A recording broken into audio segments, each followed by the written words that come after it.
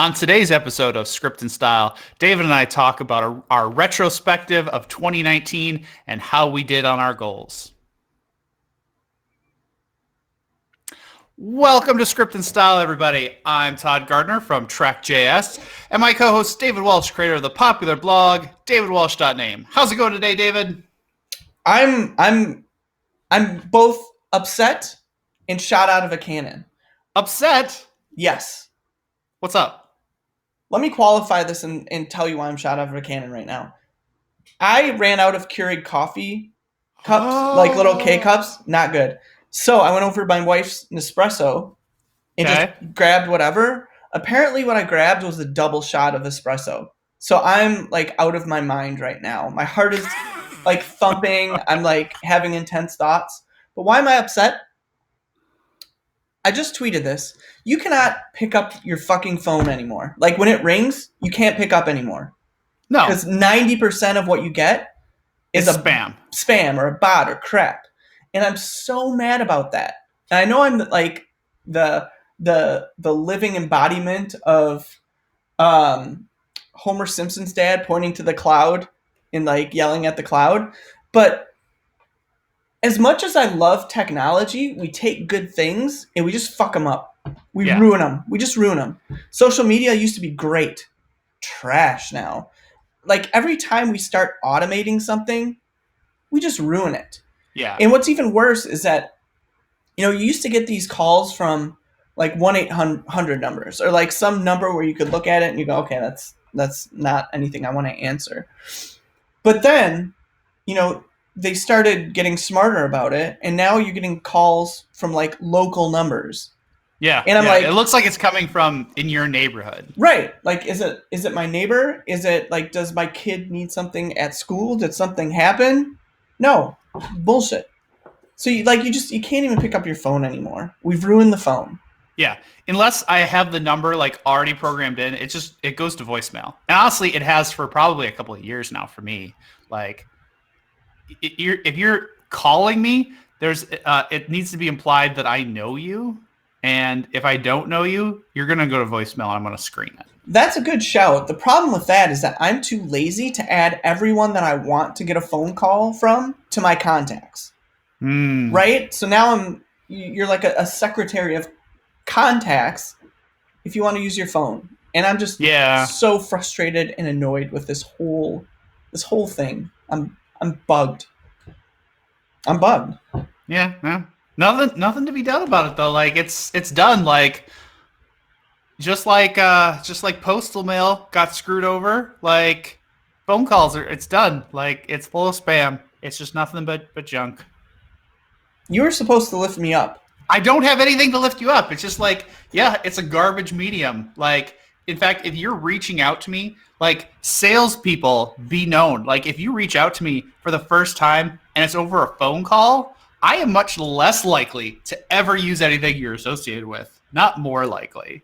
Because you called me. Like that's private space. Right. And I say all of this as someone who hates talking to people on the phone. Right? So in theory, I should be happy about this. But no, I'm just annoyed. But anyways, we have something to talk about. Yes, we do. It's the end of a long year. 2019. A very long year. Almost in the books. We need to talk about our yearly goals. When I go into like a work day, I ask myself, at the end of a work day, I ask myself, if I knew I was going to get this done at the beginning of the day, would I take it? Like, would I be happy with that? And so I'm going to apply that to the entire year. So I think what we'll do is I'll say one goal and whether I accomplished it or not, and then volley over to you to see if you accomplished a goal, and then we'll just go back and forth. We'll figure this out. And at the end of it, you and I are going to figure out whether the year was a success, whether we would have taken that at the beginning of the year. Okay. Does that work? Is that cool? That works. That works for me. I'll go first. I had set a bunch of goals. And the first big goal that I had, and these are documented, by the way. I can look back at my blog post and know that this was, in fact, a goal, one of my goals was to become a better overall dev tooler.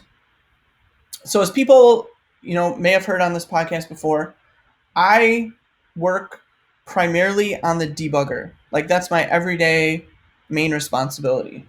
It's an awesome tool. It's a difficult tool to work on because it's doing so many things. But I don't just want to be a debuggerer. I wanted to be a better dev tooler. And now looking back over the year, I can say I accomplished this goal. Firefox 71, which just debuted, has network request blocking, which I created. So that's like a major goal. That was good for me. We implemented DOM mutation breakpoints this year, which is great, but required a lot of coordinating and encoding between the inspector, where you can select the node and add the DOM mutation breakpoint, and then the debugger, where it displays it and pauses and stuff. So I really needed to venture into the internal Firefox server and a few other panels, as well as work on performance stuff within the entirety of DevTools. So I'm going to say mission accomplished, and it feels really good. You sort of learn what problems the other DevTools panels have. You coordinate with people that you don't speak to very often, and so I'm gonna go with a W on this one. This was a victory. This was big time victory for David Walsh. Taking the win. For the brand, for the people. Yes. How about you? What was one of your big goals for 2019? Well, all right. So I would say my biggest goal, the one that was like letterhead first on the page, kind of when we were thinking about 2019 and what I wanted to get done, was it was a revenue growth goal for the business. And I'm not going to tell you exactly what it was, but it was too big. I want numbers. In retrospect, it was too big. It was like we were looking at our growth. And we're like, oh, if only we could hit this number. That's the goal. Hit that number. And we did not hit that number. But I don't think it's for lack of trying, and I don't think it's for anything like systemic. I think it's that, when something's new and something new is new and cool, it grows fast. Like look at the early days of tech. Look at the early days of a framework. Look at the early days of a library. Things grow crazy. It grows 100% year over year. It grows 200% year over year. But it doesn't grow that fast after it's a thing. Like matured. Yeah. Once you're, the market kind of knows who you are and knows what you're good at and stuff like that. If you're lucky, you still grow. And we're lucky. We still grow. Problem is, we don't grow like the early days anymore, which I think that was just my bad of our goal setting. Is I set a goal for the company that was pretty aggressive. It was like, we are going to just crush this. And we didn't hit it. But that's okay. It's okay. So I think I do have to take a loss in this category on this first goal, but learn something from it. That's good. Right. I'm glad that you talked about having learned something from it.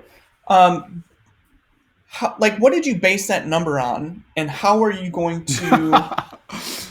And by number, I mean percentage, not dollar amount. But what? How can you better estimate for next year? How can you better goal set for next year? Well, so when we were looking at our growth over the past 3 years, there's a lot of unpredictability. And one of the most frustrating things with building a piece of software and selling it like what we're doing is that there's not really a good one-to-one correlation between something you do and your growth rate right afterwards. It's not like you ship an awesome feature and then all of a sudden your growth rate goes up 6%. Right. It's like, nope, some months it's up, some months it's down. There's way more variability in people's buying cycles and the overall economy and how many new tech companies are starting and how many projects are getting off the ground, and there's tons of variability beyond our control. And what we failed, or I think what my learning was, is that I looked over those past 3 years and I said, okay, here was our average growth over that time period, trying to just get out that fluctuations. And I said, great. let's keep growing at that average rate. And if we can keep growing at that average rate over this long time period, we're good. Problem is that average rate included a high growth early period. So that average was just too high. Okay. It's like you can't keep growing at that steep, like, the steep high growth rate forever. Eventually, it levels out a little bit. Right. And we just needed to recognize, like, nope, we're not going to grow like this. We're going to grow like this. I'm glad that you're okay with that too. I'm glad that you don't seem super put off by it, right? Because it's always better to set a super high goal and not achieve it, that achieve something that you think is low.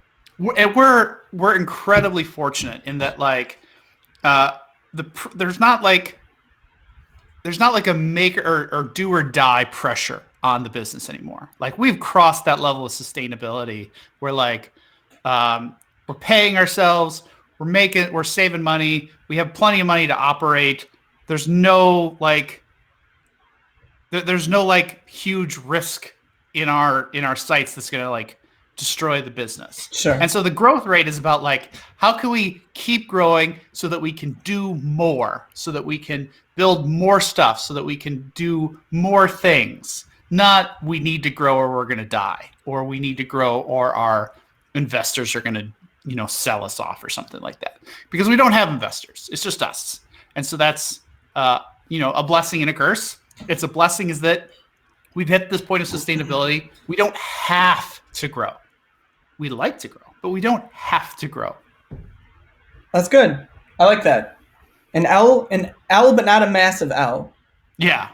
Awesome. Minor L. Lowercase L. Okay. Yeah, lowercase L. Okay. Goal number 2 for me was to get promoted to staff developer at Mozilla. Ooh. Massive L. Didn't happen. And it's like make or break, right? But here's the thing that I'm not upset about it. And if anything, I'm sort of relieved, because one thing that I've learned about myself is that when I'm not happy or I don't feel like I'm achieving everything that I want to, I dangle carrots out for myself that either aren't realistic or that I don't really care about, or that are just sort of superficial, right? I want to continue getting better at Mozilla. And in fairness to myself, since I became a senior, I'm senior something. I have been moved around a lot. Someone will come to me and be like, David, this team over here needs help. Can you go do it? I'm like, yeah, of course. What happens, though, is that you end up with a new manager that doesn't know anything that you've done in the past. Right. And so that's like, for the past 3 years, that's been what I've done. And so, in speaking with my manager, part of what Mozilla wants you to be able to do is prove you can go over here and do well, go over here and do well, go over here and do well, but within a certain container.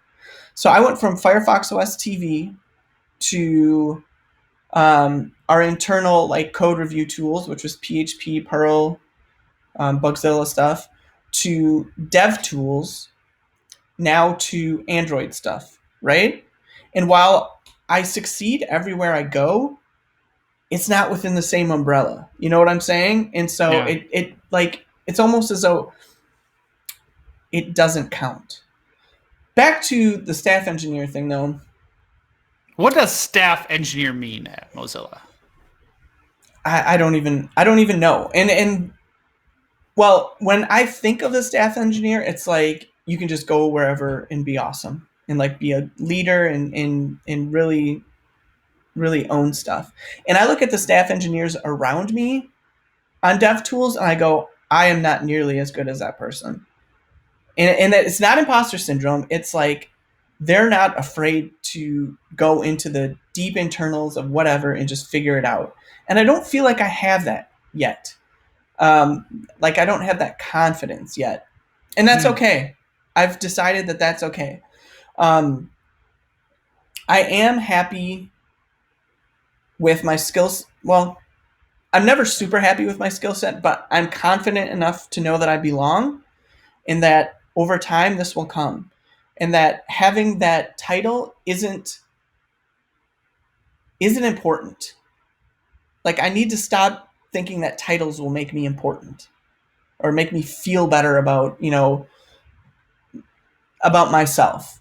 So while it is an L, kind of like you, I've learned that, like, I need to stop dangling titles and stop dangling things Yeah. that I think will make me happy. Um, but if anything, will make me less happy because the expectation will be so high. Right? Does that make sense? It does. It sounds like um, you're not letting other people define your worth. Yes. And I'm okay with that. I honestly feel I've done this to myself a lot of times over my career where I've dangled things that Same. aren't important. I actually feel like this is the last time that I'll do it. I will never set another uh, goal around job title ever again. Yeah. So in the end, sort of a W. Didn't meet the goal. Feel good about not meeting that goal. Thankful I Good. didn't meet that goal. How Good. about you? Goal number 2. All right. Goal number 2 for me. So this goal I didn't have quite at the beginning of the year, but I set it very early in the year, probably around March-ish. Still counts. Still Still counts. counts. All right. And so this goal was it was kind of a similar realization actually. So I've done a lot of software conferences all over the world. And for a long time, it was a big part of who I was. And it was part of my own like ego. Like I felt important because I did this thing. And it was frankly kind of addicting. You'd go out, you'd be like, ooh, I get to go and do this travel thing, and I get to go and it looks a lot like work. It feels a lot like work, but I get to go to a new place I've never been and hang out with people who become your friends. And I have tons of like conference friends that I go and hang out with, and it was great. You were intoxicated with celebrity. I was. I was Okay. totally. And it was Hey. early in this year I kind of realized that I actually think this is not good for me because I'm letting my self-worth be defined by what conferences I get into and which places I go and how many I go to. And I was comparing myself with other people who do it, maybe who even do it as their like job. Whereas like it wasn't really my job. It was kind of part of my job, but not like some people have that role. Like they are the developer advocate for some big tech company. Right. It's their job to do conferences and stuff like that. And I was comparing myself to them, and I was like, I can never keep up with that. Like I have too many other things to do. I can't go from one conference to the next conference to the next conference. And so I set this goal for myself. Basically, I need to take a step back and reflect on this outside of like the glow of conferencing. Like just I'm going to over the course of the year extract myself from that community and decide like how long do I need to like be away and like understand. And so my last conference of the year was actually just not that long ago. It was in Amsterdam, but I'd committed to that a long time before. But I've decided that I was going to not do any conferences in 2020. And I'm just going to like not submit talks, not be part of that, just so I can understand. And I'm already feeling really good about that. Like the fact that I haven't submitted to anything since, that February, March, I'm calling that as a win. I've never like broken down and like succumbed to that addiction or that culture. So I'm calling it a win in that I have successfully backed out of that community a little bit, and I'm giving myself a boundary and some time to reflect and decide if I get back into it, what are the reasonings what is the reason I'm doing it and how much am I going to do? Because I can't throw myself all into that and still be, still put the energy that I need to put into my family and the energy that I need to into my business.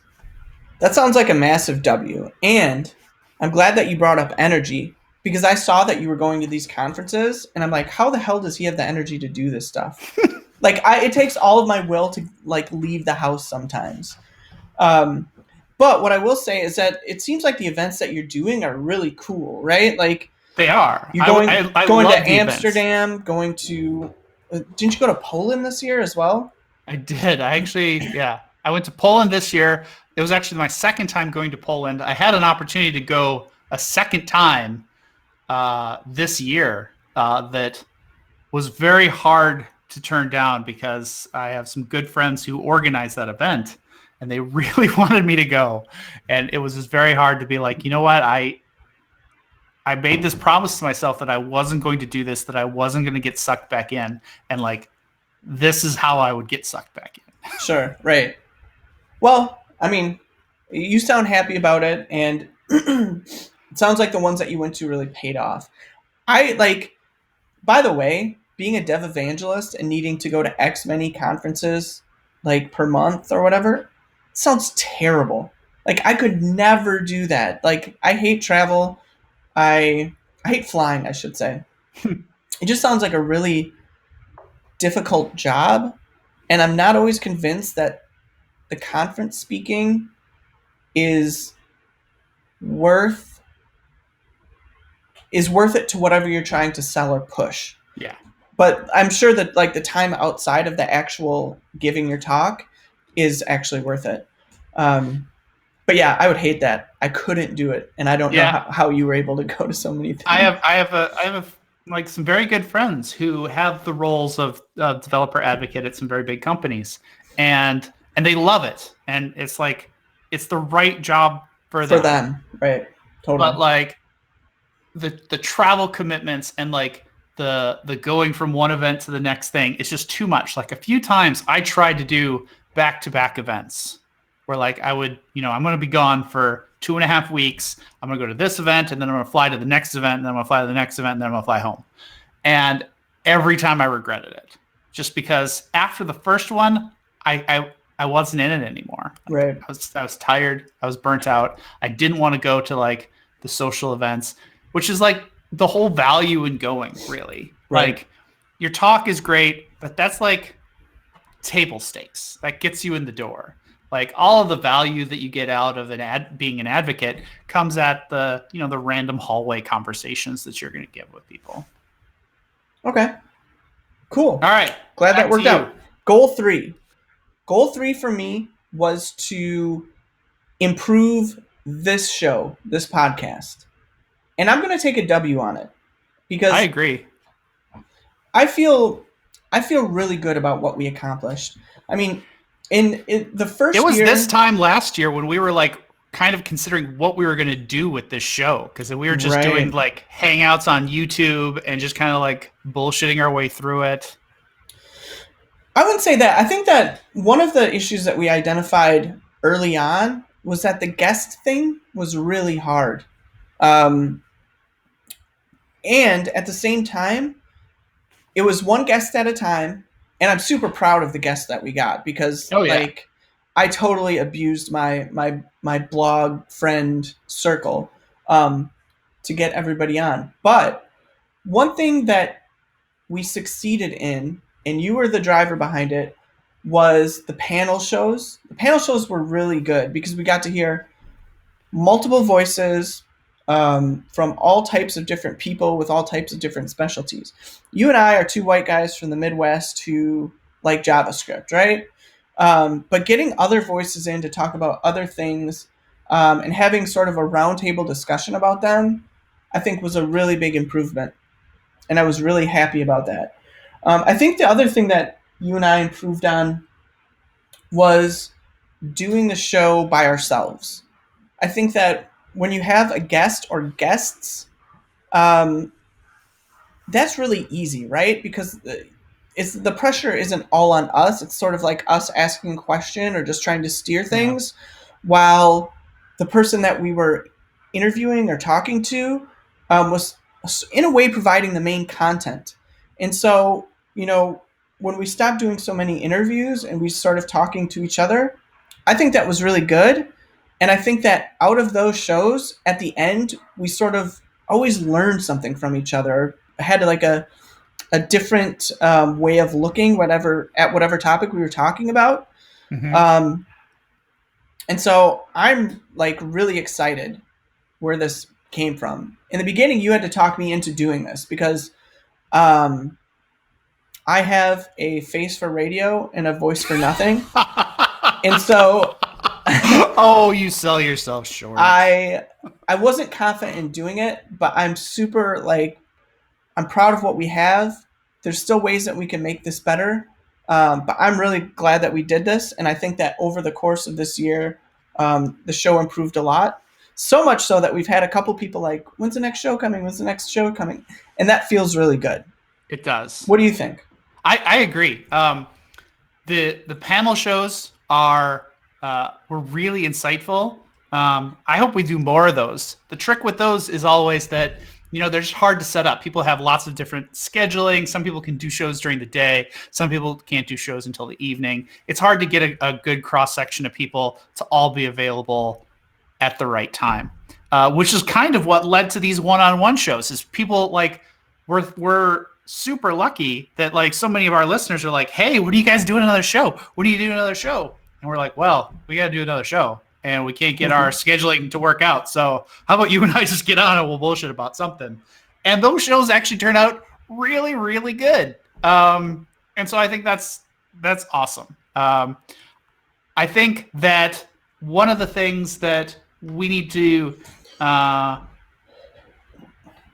I need to work on in many aspects of my life, including this show, is avoiding perfection, which we did that whole show about shipping without perfection. Is like, Right. we don't have to figure everything out and release this super polished podcast or like, we are not going to be like startup.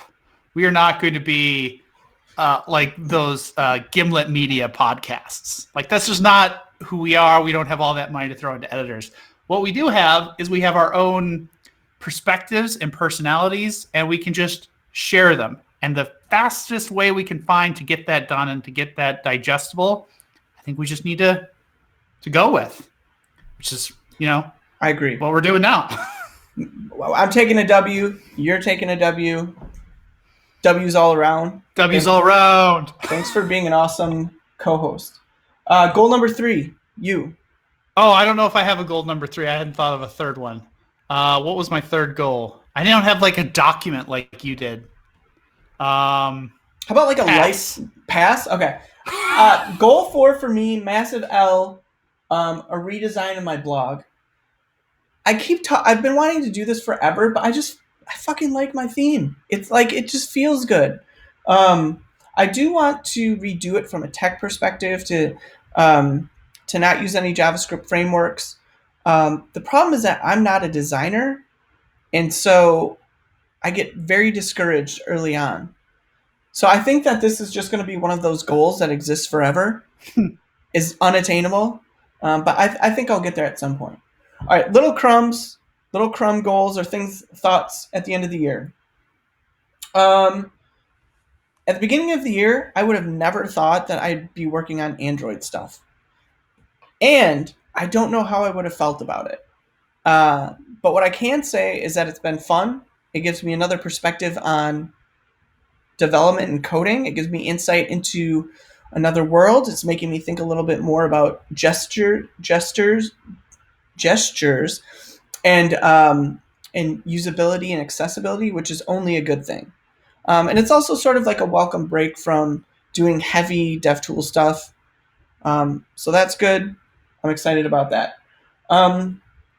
One thing that I think I've also become better at over the course of this year is taking advantage, and I mean this in a good way, of the flexibility that Mozilla provides and just working from home provides, right? I need to go and get my kids twice a week, and I don't feel guilty about doing that anymore. And I don't feel guilty if I go out to lunch with someone, or if I just say, no, I can't meet about this today, simply because, I need to keep my mind on something else. I'm feeling less guilty about all of those things, and that feels good. Lastly, I'm super proud of leading the debugger community team over the past year. Every week at 1 o'clock on Tuesdays, we meet, we video, we talk about stuff, and to see the contributors grow from like a 5-line fix to jumping into the really deep parts of the debugger feels really great. And without them, we wouldn't have watch points. What other features? Some conditional breaking stuff. They've just done such an amazing job at fixing all of the stuff that I've broken, that I'm really proud of them, and I'm proud to lead them. Does that make sense? I feel like that's pretty good. So I'm gonna make you go first. If you knew at no, looking back at the year, would you have taken where you are now? Taken as opposed to what? Like, are you happy with where you are? Like, at the beginning of the year, if you knew you would have gotten all this stuff done, would you take it? Yeah, absolutely. Like